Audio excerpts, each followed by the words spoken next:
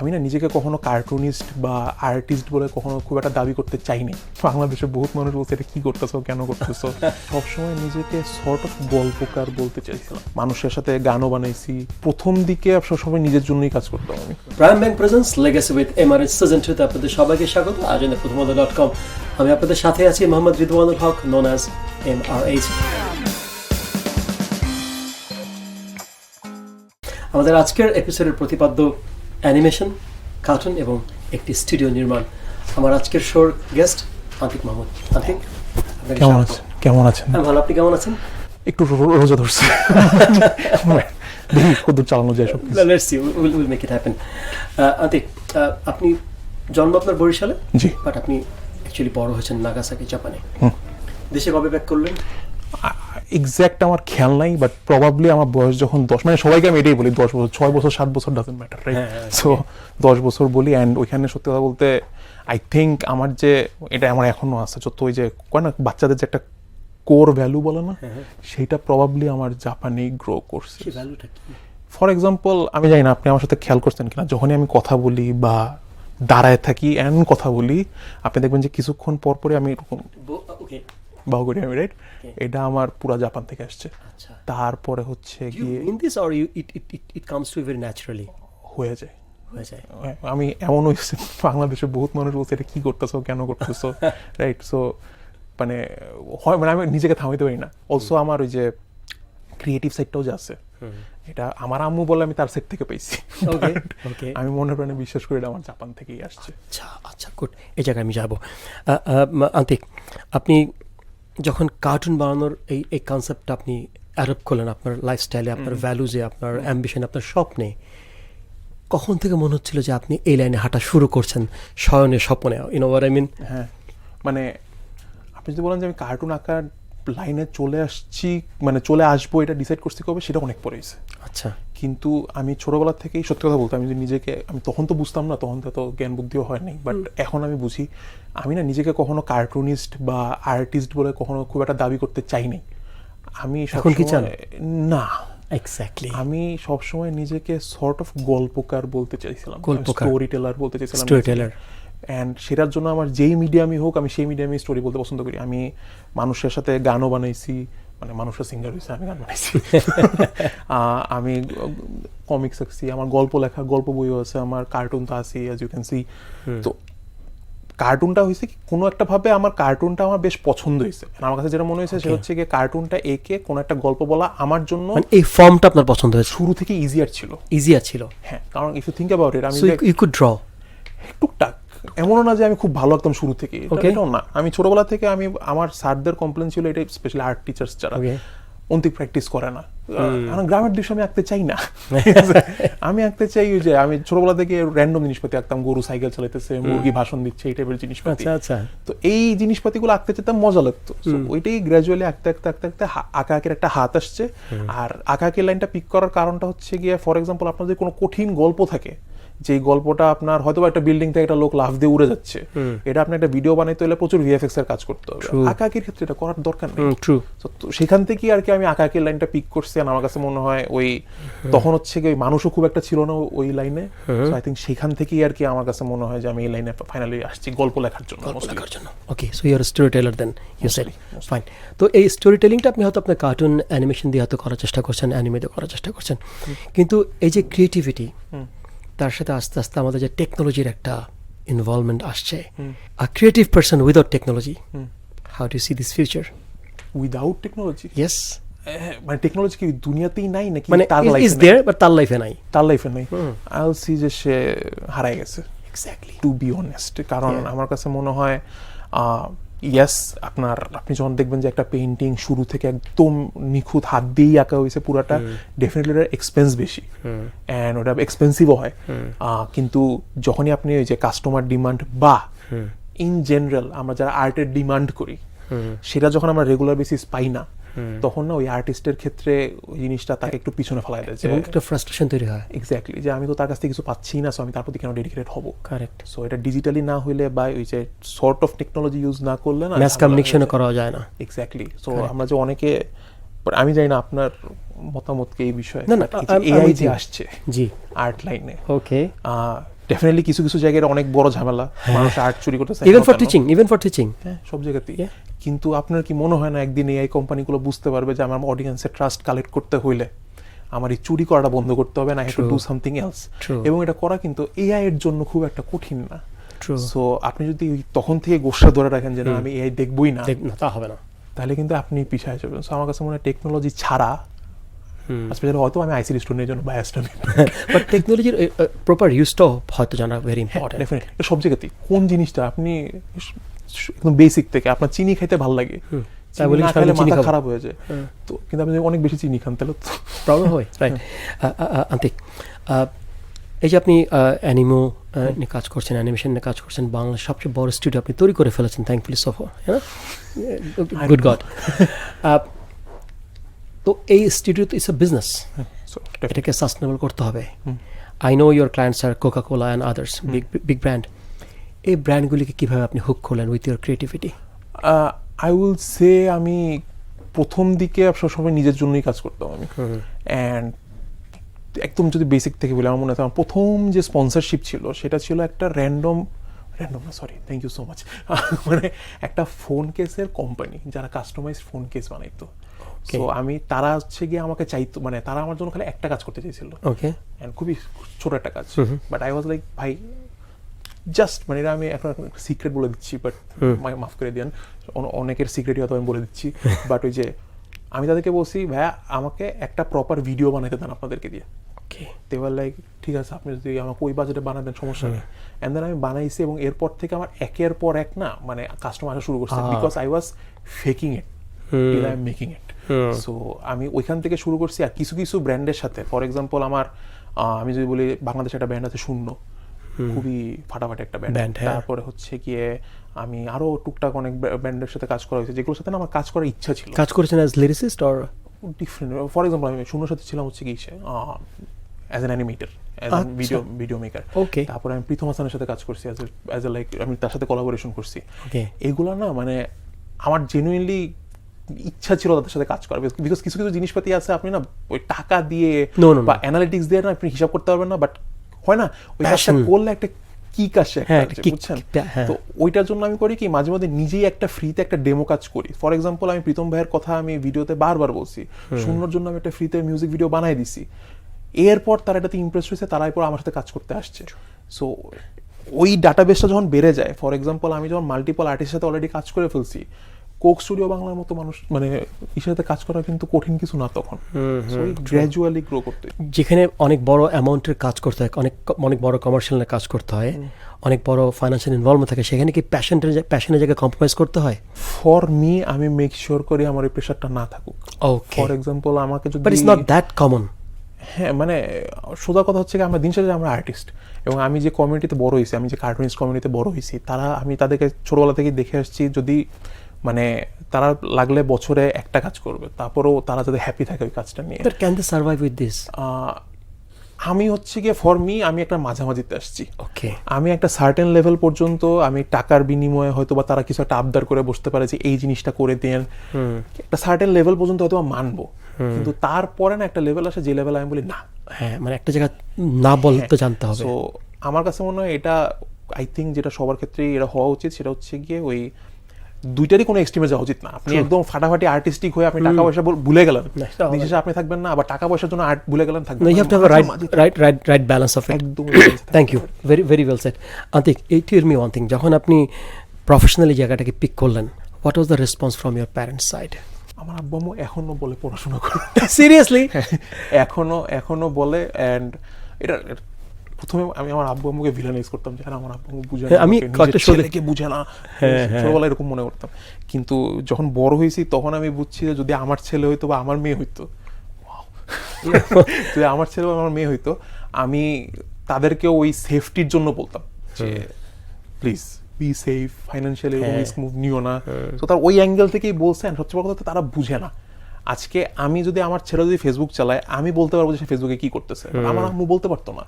So তারা তারা তাদের মানে পার্সপেক্টিভ থেকে যেটা প্যারেন্টস বলছে আর parents but they don't know ঠিকই মাচ আছে। হোয়াট উই ডু অলওয়েজ না। হ্যাঁ, সো আগে একটা টাইম ছিল যখন আমি কষ্ট পাইতাম, এখন আমি মজা নিয়েছি, আচ্ছা ঠিক আছে, ভাবতেছি আমি কার্টুনটা বাট ছেড়ে আপনার দিই। প্যারেন্টসের জন্য আমি বলতে পারি you are one of the very few reasons যেটার জন্য আমি এবং আমার মেয়ে হ্যাঁ। হুইজ বেসিক্যালি জেনজি থিং আমরা একসাথে টিভিতে আমরা কন্টেন্ট শেয়ার করতে পারি। That's your success I must say. Thank you. Antik, so then what about your friends? I'm sure they are not that rigid the way you have grown up. তারা problem আপনাকে হয়তো inspire করছে, motivate করছে, ভালো কথা বলছে। Definitely আমি আমার ক্লিয়ারলি মনে আছে আমি আমার কন্টেন্ট ক্রিয়েশন শুরু করছি আমি আমার ফ্যামিলি মেম্বারদেরকে দিয়ে, মানে আমার ফ্যামিলি মেম্বারদের স্টোরি বলতাম, এরপর আমি আমার ফ্রেন্ডদের স্টোরি বলা শুরু করছি। অ্যাট ওয়ান পয়েন্ট মানে এরকমও হয়েছে যে আমি প্রিটি মাচ শিওর আমার অনেক অডিয়েন্সরাও জানে যে আমার ফ্রেন্ডরাও আমার ভিডিওতে ভয়েস দিত, আমার ফ্রেন্ডরা আমার ভিডিওতে participate. I can relate that. হ্যাঁ, তো এরপর মানে একটা পয়েন্ট আসছে যেই পয়েন্টে আমি চাইছিলাম তাদেরকে নিয়েই গ্রো করতে, লাইক আমি তাদেরকে নিয়ে কোম্পানি খুলবো, তাদেরকে নিয়ে খুলবো, ভাই ব্রাদার। হ্যাঁ সর্ট অফ। কিন্তু স্যাডলি না, ওরা আই থিঙ্ক যা হয় মানে তাদেরও না ডিফারেন্ট ড্রিম ছিল। সো অনেকে বিদেশে চলে গেছে, অনেকে নিজের বিজনেস করতেছে। সো তখন থেকে মানে ফ্রেন্ডশিপ থেকে ছুটে আসছি, এবার আমি এখন নিজের কোম্পানি খুলে সেখানে আমি অন্যদেরকে হায়ার করে তাদেরকে নিয়ে এখন স্টোরি বানাই। সো এই গ্র্যাজুয়াল চেঞ্জটা আসছে, বাট এই মাঝখানে যদি ফ্রেন্ডরা না থাকতো আমি প্রিটি মাচ শিওর এই অবস্থায় আসতো না। সো শুরুতে ফ্যামিলি নিয়ে আপনি স্টোরি টেলিং শুরু করলেন, বন্ধুদের নিয়ে একটা সময় কি নিজেকে নিয়ে বলা শুরু করলেন না? গোল চশমা, কোকড়ানো চুল, সে নিজেকে কি আপনি স্ক্রিনে নিয়ে আসলেন না? এটা শুরু থেকেই ছিল। ও তাই কি? নিয়ে আমি আমার হাই স্কুল থেকে কমিক্স আঁকা শুরু করি আমি মোস্টলি। তো আমি ছোটবেলা থেকেই কোনো একটা কারণে আমি জানি না, লাকিলি হয়তো বা আমি চাইতাম নিজেকে নিয়ে কার্টুন আঁকবো বা নিজের গল্পটাই আরেকটু ফানিভাবে বলবো আর কি। তো সেখান থেকে এই যে গোল চশমা, কোকড়ানো চুল, ওই কার্টুন আঁকা শুরু করছি আমি। অ্যাট এ পয়েন্ট আমার আশপাশের ফ্রেন্ডরা পাল্টাইছে, আশপাশের অন্যান্য সাইড ক্যারেক্টার পাল্টাইছে, বাট আমি কনস্ট্যান্ট ছিলাম। অ্যান্ড এখন আপনি যেটা বলতেছেন যে নিজের গল্পই বলি কিনা, এখন আর কি নিজের গল্প বলাটাও কমাই দিছি টু বি অনেস্ট। এখন আমি নিজেকে ডিফারেন্ট সিচুয়েশনে ফেলাই। সো ফর এক্সাম্পল আপনি যে আমার রিসেন্ট ভিডিও দেখেন, আমি তিলারাজ আমার ম্যামকে নিয়ে এসেছিলাম, সেখানে আমি দেখাইছি আমি একজন জিনি। হোয়াট ইফ আমি জিনি হইতাম। তারপরে হচ্ছে কি আমি একবার আবুল হায়াত স্যারকেও নিয়ে এসেছিলাম, সেখানে আমি মেইন ক্যারেক্টারই ছিলাম না। তো কিছু যে আমি বললাম যে আমি নিজেকে তো গল্পকার বলি আমি। সো এখন আমি ওই গল্পগুলো বলার জন্য যা লাগে আমি এখন তাই করি। আমি গল্পটার দিকে ফোকাস দিচ্ছি। তাহলে আপনার কি মনে হয় বাংলাদেশ এখানকার যে মার্কেট অনেক বেশি স্টোরি ড্রিভেন কান্ট্রি, আমরা এখানে অনেক গল্প চারপাশে, তাই কি মনে হয়? একদমই না। বাংলাদেশে স্টোরি প্রচুর আছে, কিন্তু স্টোরি ড্রিভেন মার্কেট একদমই নেই। আই এম সরি, বাংলাদেশে প্রচুর স্টোরি আছে, স্টোরি ড্রিভেন মার্কেটের অবস্থা খুবই খারাপ, খুবই খারাপ। সরি, একটা সিনেমার আমরা রিসেন্টলি সিনেমা নিয়ে হাইপটাপ হইছি। লাস্ট কবে সিনেমা নিয়ে হাইপটাপ ছিলেন আপনি? অনেক সেই কবে নাটক লাস্ট কবে দেখছেন আপনি? সেই কবে। এটার কারণ আমি যেটা মনে করি মনে প্রাণে, সেটা হচ্ছে গিয়ে রাইট নাও সব কিছু ফাইন্যান্সিয়াল হয়ে গেছে। সো দ্য মোমেন্ট আপনি আমাকে টাকা দিবেন, সেই টাকা দেওয়ার জন্য আপনার কিছু থাকবে যে আমার গ্রামাটিক্যালি আমার অমুক নায়ক নায়িকা থাকা লাগবে, গ্রামাটিক্যালি আমার তমুক জিনিসপাতি স্টোরিতে হইতে হবে। প্রথম তিনটা নাটক আপনার ভালো লাগবে, 4 নম্বরে আপনি যখন এক্সপেরিমেন্ট করবেন না, অডিয়েন্স ছেড়ে দিবে। আমার কাছে মনে হয় মার্কেটের অবস্থা গল্পের দিক থেকে খুবই খারাপ। রাইট। একটা সিরিয়াস প্রশ্ন, জ্ঞানীরা বলেন গান শিখতে হলে আগে প্রচুর গান শুনতে হয়, লিখতে হলে অনেক পড়তে হয়। সো অ্যানিমেশন অ্যান্ড অ্যানিমে ইন্ডাস্ট্রিতে কাজ করলে কি করতে হয়? অ্যানিমেশন কার্টুন ইন্ডাস্ট্রিতে প্রচুর রাখতে হবে না? হ্যাঁ, কিন্তু আমি নিজেকে একটু ব্লেম দিব, আমি খুব একটা গল্পের বই পড়ি এই ছোটবেলায়। ওকে। খুব একটা আমি গানও আমি বলবো না যে বানাইছি আমি। আমার গান বানানো শুরু হয়েছে 2018 না 17 সাল থেকে। তখন থেকেই আমি গ্র্যাজুয়ালি ইমপ্রুভ করা শুরু করছি নিজে যা আপলোড দিয়েছি। আমার কাছে মনে হয় উল্টাটা, আমার কাছে মনে হচ্ছে গিয়ে যদি আপনি গল্প লিখতে চান, আপনি ইচ্ছা মতো একটা গল্প লিখে ফেলেন, লিখে আপনি মানুষের কাছে দিয়ে দেন, দিয়ে দেখেন কয়টা মানুষ আপনার পছন্দ করছে গল্পটা, কয়টা মানুষ করে নাই। যদি না করে তাহলে আপনি দেখেন যে কেন করে নাই, সেইটা আপনি বেটার করেন। নট নেসেসারিলি আপনার অন্যের গল্প পড়তে হবে, বাট মানে হয় না যে এটা ডিপেন্ডস অন পিপল আর কি। বাট গল্প পড়লে আর কি আপনি একটা পার্সপেক্টিভ ডেফিনেটলি একটা ইন্সপিরেশন হিসেবে কাজ করে, সেটা জন্য অনেক গল্প পড়া জরুরি। আমি কাজে আসার পর, আমি আমার লাইনে কাজে আসার পর আমি প্রচুর গল্প পড়ছি, প্রচুর কমিক্স পড়ছি, প্রচুর অ্যানিমেশন ভিডিও দেখছি। ইনফ্যাক্ট আমি একটা টাইম ছিল প্রত্যেক দিন রাত্রে বসে আমি স্টোরি টেলিং কেমনে করতে হয় সেইটা নিয়ে আমি ঘাটাঘাটি করতাম। ওকে। সো এগুলো পরে ওকে ফাইন, গুড। আন্তিক, এই যে কার্টুন, এই যে অ্যানিমেশন, এই যে অ্যানিমো, এই যে পুরো ব্যাপারটা, এটা তো ইকোসিস্টেম না? এটাকে যদি আমরা একটা ইন্ডাস্ট্রি করতে চাই, লাইক R&D সেক্টর, আইটির মতো, what would be your recommendation? আমাদের রেডিনেসটা কি থাকা দরকার? কারণ আমি চাই বাংলাদেশে আগামী 10 বছর আরো 500টা ওয়ার্ল্ড ক্লাস কার্টুনিস্ট আর কার্টুন অ্যানিমেটর তৈরি হোক যারা গ্লোবালি স্ট্যান্ডার্ড সেট করবে, what should we do for that? First of all বাংলাদেশে ভাতের প্রবলেমটা সরাইতে হবে। বাংলাদেশে সবচেয়ে বড় সমস্যা হচ্ছে গিয়ে মানে ফাইন্যান্সিয়াল কন্ডিশন বাংলাদেশে এখনো আপ টু দ্য মার্ক না। সো আপনি যদি দেখেন মানে লাস্ট কবে আপনি গ্রাম থেকে একজন অ্যানিমেটর উঠে আসতে দেখছেন? I understand. সো এটা আমি ধরে নিলাম ইন আ ওয়ার্ল্ড যেখানে এই প্রবলেমটা নাই, ধরে নিলাম স্ট্যান্ডার্ড সিচুয়েশন। দ্য মোমেন্ট আপনি যে পেটের খিদাটা চলে যাবে তখন আপনি দেখবেন যে ক্রিয়েটিভিটিটা আসতেছে, বিকজ নাও একটা লেস জিনিস আছে। You said something very deep. হ্যাঁ, তো ধরেন যেটা নাই, তাহলে কি করা যেতে পারে? তাহলে প্রথমে যেটা করতে হবে সেটা হচ্ছে কি যারা যারা অ্যানিমেটর আছে বা যারা যারা কার্টুনিস্ট আছে যারা অলরেডি হইতেছে, প্রচুর ওয়ার্কশপ নিতে হবে। আমরা এখনই একটা ভার্সিটি ক্রিয়েট করতে পারবো না, ইউনিভার্সিটি চালাতে পারবো না, ওয়ার্কশপ নিতে হবে। ইনফ্যাক্ট আমি নিজেই একটা করতেছি, সো অলরেডি আমাদের 100 স্টুডেন্ট হয়ে গেছে। আচ্ছা, তো এটা আমি এতদিন করিনি বিকজ আমি ওদের কম্পিটিশন কেন নষ্ট করবো, রাইট? সো এটা আমি now you reach that level. হ্যাঁ, তো এখন হচ্ছে গিয়ে আমি এখন অ্যানিমেশন ওয়ার্কশপ নেওয়া শুরু করছি। এরপর যেটা করতে হয় সেটা হচ্ছে গিয়ে কাজের মানে কোয়ালিটিটা একটু অ্যাটলিস্ট বেয়ার মিনিমাম ডিসেন্ট ধরে রাখতে হয়। তাহলে যেটা হয় যে অন্য মানুষরা কাজটা আপনাকে দিতে চায়। দ্য মোমেন্ট আমার মানি ফ্লোটা আসবে, এরপর একটা সাইকেল ক্রিয়েট করতে হয়। যে সাইকেলটা হচ্ছে গিয়ে আমি অ্যানিমেশন করতেছি, আমি অ্যানিমেশন অনেকগুলো পাইতেছি, সেটা আমি অন্য কাউকে ধরা দিতেছি, সে এখন বড় অ্যানিমেটর হয়ে গেছে, সে এখন একটা ওয়ার্কশপ নিবে, এখান থেকে আরো 50টা অ্যানিমেটর আসবে। এই লুপটা ক্রিয়েট করে ফেলতে পারলেই এটার জন্য তো you need also a very kind mindset as well, তাই না? আই রিয়েলি হোপ যারা অনেক কাজ করে they should try with this. তারা অলরেডি এই কাইন্ড মাইন্ডসেটে আছে। Thank you so much. Antik, একটা সিরিয়াস প্রশ্ন। সোফার সিরিয়াস প্রশ্নই হচ্ছে আমি যেটা One Piece is a sign of revolution, যেটা দিয়ে বিভিন্ন দেশে বিভিন্ন জায়গায় পলিটিক্যাল ইন্টারভেনশন হয়েছে, না Antik? So as a cartoonist, if I address you that way, it's a form of art, না? এইটা দিয়ে একটা সোসাইটিতে কিরকম গুড চেঞ্জ আনতে আমরা পারি? যে কোনো আর্ট দিয়ে, যে কোনো আর্ট, আমি কার্টুনটা পার্টিকুলারলি বলছি, ওয়ান পিস, যে কোনো আর্ট ফর্ম দিয়ে। আপনি যে ঢাকা শহরে যখন জুলাই আন্দোলন হচ্ছিল, এ শহর জাদুর শহর প্রাণের শহর ঢাকা, হ্যাঁ, প্রবলি আর্টিস্ট যে গানটা বানাইছে সুমি চিরকুটের, সরি সে চিরকুটা তো এই আন্দোলনের কথা চিন্তা করে এই গানটা বানাই নাই, কিন্তু এই যে মানুষ রিলেট করতে পারে।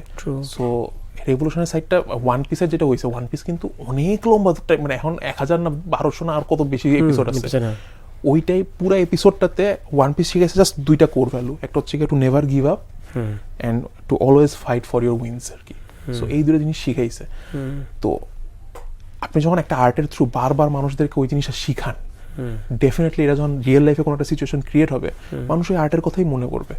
সো এই আপনার যে কোয়েশ্চেনটা, সেই কোয়েশ্চেনটার অ্যান্সার আমি খালি এটাই বলবো যে ওইভাবে চিন্তা না করে যে আর্ট তো দরকার রেভলিউশনের জন্য, আপনি এটা চিন্তা করেন যে আর্ট দরকার মানুষের স্টোরি বলার জন্য। রেভলিউশন টাইমে মানুষ ওই স্টোরিটার কথা, it's not only entertainment, it has lot of social commitment. Definitely. Wow, that's great. Antik, আজ থেকে 5 বছর পরে কোথায় আপনি নিজেকে দেখতে চান এবং এই ইন্ডাস্ট্রিকে কোথায় দেখতে চান? দুটো প্রশ্ন।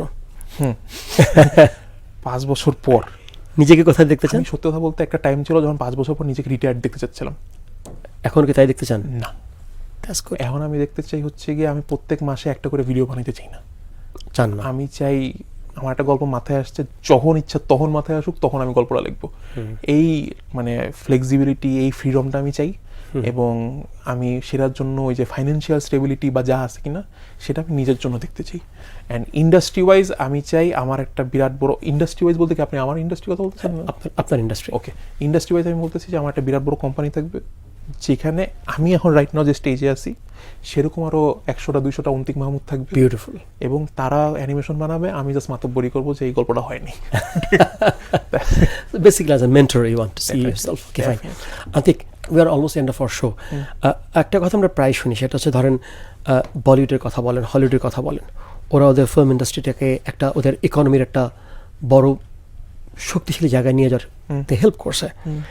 আমাদের বাংলাদেশের এই যে এত হিস্ট্রি, কালচার, আর্ট, আমাদের যে এই যে এত উজ্জ্বল ঐতিহ্য, ইতিহাস আছে, সেটাকে কোন ফর্মে আমরা আমাদের বাংলাদেশের ব্র্যান্ডিংয়ের ক্ষেত্রে হেল্প করতে পারি? বাংলাদেশের সবচেয়ে বড় যে আর্ট ফর্মটা আমার কাছে যেটা মনে হয় সেটা হচ্ছে মিউজিক। আমার কাছে সোফার যেটা মনে হয়, বাংলাদেশের প্রত্যেকটা জেলায় একটা নিজস্ব মিউজিকের স্টাইল আছে, রাইট? তো সেইটার আমার কাছে মনে হয় অলরেডি এক্সপ্লোর করা শুরু হয়ে গেছে, I am very happy about it. আঁকাআঁকি বা আর্ট ফর্ম ওয়াইজ আমি বলবো যে রাইট নাও যেসব স্টোরি বলা হচ্ছে বাংলাদেশের ক্ষেত্রে একটা জায়গায় একটু আটকায় গেছে আমরা, সেটা হচ্ছে গিয়ে বাংলাদেশের আমি জানি না আপনি এটা বিশ্বাস করেন কিনা, প্লিজ। কম্পেয়ার টু আমেরিকা বা ওয়েস্টার্ন কান্ট্রি টু বাংলাদেশ, আপনি যদি বেসিক ল্যাঙ্গুয়েজেই যান, আমেরিকানরা কিন্তু নোন ফর দেয়ার ওয়ার্ডস, দেয়ার যুদ্ধ অ্যান্ড লাইক যত মারামারি কাটাকাটি আছে, হেন্স তারা সুপার হিরো ছাড়তে পারছে। Super Right? হিরো, ইয়া। বাংলাদেশ কিন্তু ল্যাঙ্গুয়েজ থেকে শুরু করে সব জায়গাতেই বেশ কাব্যিক, কাব্যিক, right. Soft, Soft, right, true, true. And বেশ সেন্সিটিভ। সো এই গল্পগুলোকে না কেয়ারফুলি বানাইতে হয়। সো বাংলাদেশে এই জন্য দেখবেন যে এখন পর্যন্ত যেসব গল্প নিয়ে কাজ করা হচ্ছে, স্পেশালি যেগুলো একদম লোককথা থেকে শুরু করে পুরানো দিনের গল্প যেগুলো, সবগুলাই না রিপিটেড স্টোরি। কারণ মানুষ এই স্টোরি নিয়ে অনেক সেন্সিটিভ। সো আপনি যদি সামান্য টুইক করতে যান একটু আটকে যায়। সো বাংলাদেশের স্টোরি নিয়ে কাজ করতে হলে I think what we should do is ওখান থেকে ইন্সপায়ার্ড হয়ে কমপ্লিটলি ডিফারেন্ট স্টোরি বানানো। আচ্ছা, সেটা হলেই একমাত্র আই থিঙ্ক সব কিছুকে স্যাটিসফাই করে তারপরে আই থিঙ্ক প্রপারলি একটা ওই যে হয় না একটা কালচার বানানো যেতে পারে বলিউড হলিউডের মতো, যে অনেকগুলো মুভি অনেকগুলো সিনেমা বানাতে পারতেছি। আর ওইগুলোকেও না রিস্টোর করে রাখা উচিত ডিফারেন্ট ডিফারেন্ট ভাবে। যে রিপিটেড যে স্টোরি আমরা দেখতেছি এটা প্রত্যেকটা জেনারেশনের জন্য কনস্ট্যান্ট বারবার বানানো উচিত। তাহলে ওইটাও archiving is also equally important. Archiving তো ডেফিনেটলি ইম্পর্টেন্ট। সো ওইটাও থাকবে, এটাও থাকবে আর কি। Very good Antik. So we are almost end of our show. আমি একটু আপনাকে রিকোয়েস্ট করছি আমাদের রিমার্কস বুকে to write something about this show definitely, and your experience if you like. অবশ্যই। Antik, thank you so much for thank you for having. Cartoon অথবা animation দিয়ে legacy তৈরি হয় না, লেগাসি তৈরি হয় ছেড়ে দেওয়ার মাঝে মাঝে, নতুন প্রজন্ম তৈরি করার মাঝে। আই এম শিওর আন্তিক মাহমুদ আরও বড় হবে তার স্বপ্নযাত্রা। সবাইকে অনেক অনেক ধন্যবাদ।